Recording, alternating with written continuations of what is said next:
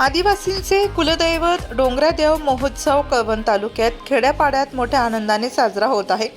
त्यापैकी तालुक्यातील गोळाखाल पाटीलपाडा गावात मोठ्या उत्साहात डोंगरादेव साजरा होत आहे।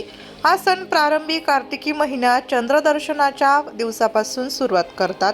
या कार्यक्रमाला सर्व गावातले ज्येष्ठ नागरिक, गावातील लहान थोर माणसं एकत्र येऊन या सणाला सुरुवात करतात। प्रत्येक गावात या डोंगरादेव उत्सवाला विशिष्ट जागा निश्चित केली जाते। या जागेला देवखळी, फुलखळी असे म्हणतात।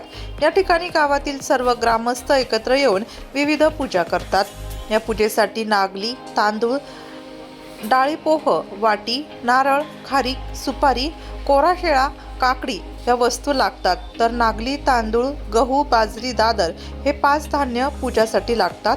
या देवखळीवर पहिल्या दिवशी सर्व ग्रामस्थ उपवास करून संध्याकाळी देवखळीवर झेंडू व तुळस रोपण करून येथे पारंपरिक पद्धतीने पूजन करतात।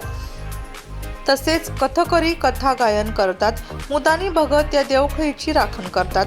गावात जातात त्याप्रसंगी ते गावातील महिला देवांना, मावळ्यांना दुरून आरतीचा ताट ओवाळतात। त्यानंतर मावळा गावात प्रत्येक घरी जाऊन शेज मागतात। त्यावेळी बोवा हा पीठ, डाळ, तेल, मिरची, गहू, बाजरी, नागली असे सुपामध्ये धान्य देऊन पूजन करतात व मावळ्यांना फराळासाठी मक्याच्या फुल्या आणि भुईमुंग शेंगा देऊन पूजा करतात। संध्याकाळी माऊली आपल्या देवखळीवर जमा होतात। आदिवासींच्या डोंगरादेवाची पूजा समाजातील एकतेचे प्रतीक आहे। यामुळे आदी समाज एकत्र येतो आणि सांस्कृतिक वारसा जोपासली जाते। डोंगरादेव हे आदिवासींच्या जीवनातील अविभाज्य भाग आहे। यातून आदिवासी समाजाला निसर्गाची ताकद तसेच परंपरा आजही टिकून आहे। या पूजेच्या माध्यमातून आदिवासी परंपरा म्हणजे आदिवासी समाजात निसर्गाशी नाळ जोडणारे देव मानले जाते।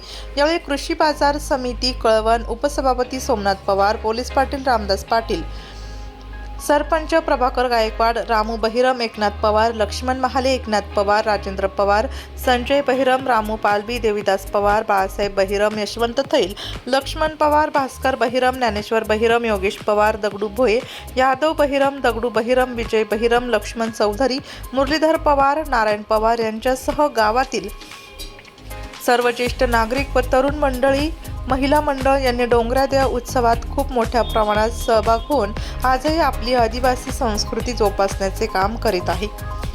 नाशिक लोकशाही न्यूजसाठी उपसंपादक बाजीराव नाना खैरनारसह प्रतिनिधी शाहू चव्हाण, कळवण।